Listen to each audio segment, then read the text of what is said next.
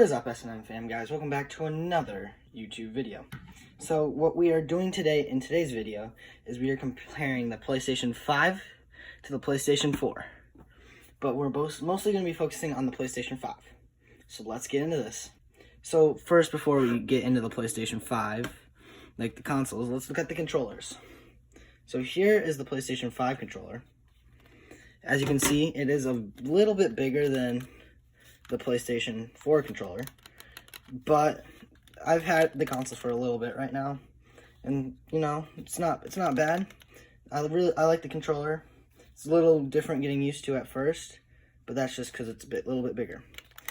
But I mean, the biggest change from this controller to this controller is the size of it and the adaptive triggers on the back.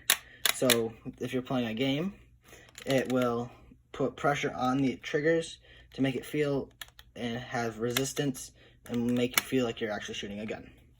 So that's the controller. Another thing that I really like is you have a mic in your controller. Now you can mute it by pushing this button in and out.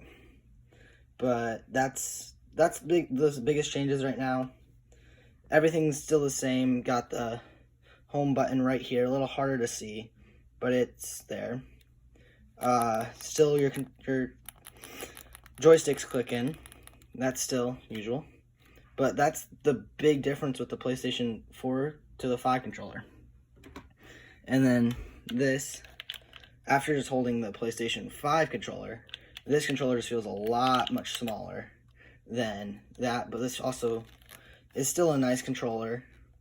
But no, I'd rather have the PlayStation 5 controller. Now, we've moved after the controllers, let's look at the consoles. So you can see the PlayStation 5 is humongous. It barely fits in frame.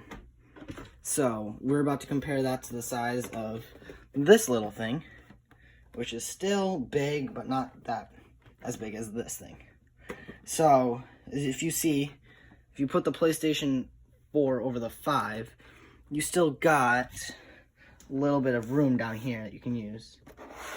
But so the PlayStation 5 is a lot much bigger than the PlayStation 4.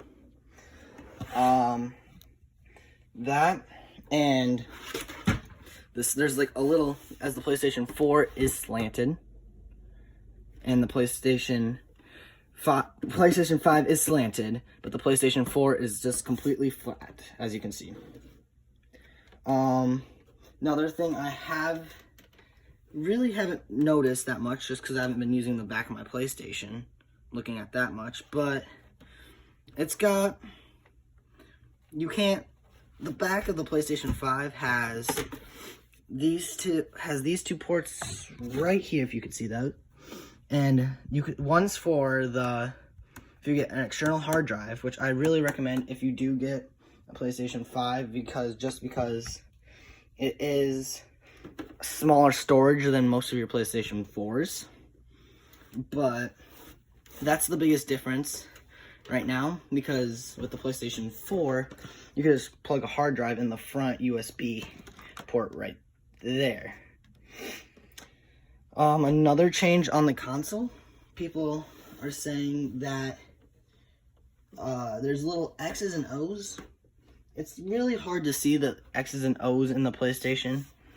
Yeah, I don't really notice it, but I did notice that there was, the X's and O's are on the inside is what I noticed, and not on the outside. I would really think that they would be on the outside just for the show. Another thing that is nice about the PlayStation 5 is that the LED lights are in here. Instead of on the top of the PlayStation 4 is the LED lights, which is that strip right down there. And so it just gives a nicer glow with the PlayStation 5 than the PlayStation 4 with the glow. So after we just talked about the consoles, let's talk about what came in each, and which had really better items in the box when you bought the PlayStation. So clearly when you bought the PlayStation 4, it looks, I remember that you got the controller the PlayStation, and the charging cable, and the HDMI and the power cable, which is the normal and typical things. But the difference for the PlayStation 5 is you get all the same stuff, except you do get a stand for your PlayStation, because your PlayStation can go vertical or horizontal. Now for me, I really like how my PlayStation looks vertical, just because I had really no space to put it horizontal. But that's just all up to preference on what you guys like better. But the nice thing about the PlayStation 5, or other than when you got the 4, is that if you had PlayStation Plus, when you got the 5, you could get all these free games, PlayStation free games, if you had the 4 and with PlayStation Plus on there. Which, I mean, who wouldn't have the PlayStation Plus on the PlayStation 4, just so you could play with your friends? But that's my thought right now on just the packaging of the PlayStation 5 and the 4. Now let's talk a little bit about the specs. Just a heads up, I do not know much about the specs, and I don't know the meanings about them. But I'm just gonna say what I think about the fast loading time. So PlayStation said that their loading time would be faster than the PlayStation 4. I really haven't noticed the biggest change from the difference between the two, because I would download, because when I first got the PlayStation 5, you would think it would go faster because there's no memory or space on it, or there's space on it. But it took like 2 to 6 hours just to download the first game on this console. That was my biggest thing about this, is the loading, was that it just took a lot longer than what most people have been saying that it would take. Another nice thing about the PlayStation 5 compared to the 4 is that the PlayStation 5 is backwards compatible with the PlayStation 4 games. Unlike the PlayStation 4, it was not compatible with the PlayStation 3 games, so you couldn't play your PlayStation 3 games on your PlayStation 4. But what's nice about this is that you're able to.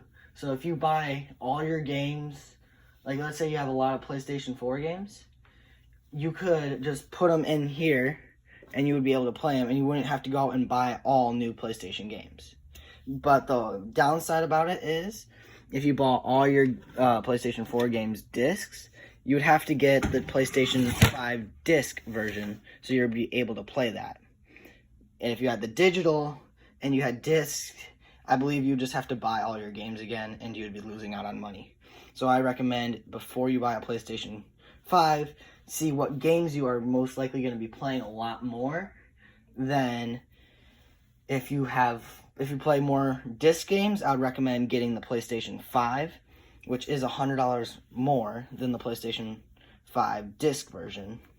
But you would get a lot more out of it. You would get a nicer Blu-ray player, and you would be able to just play the older games from discs, because it's just so much better.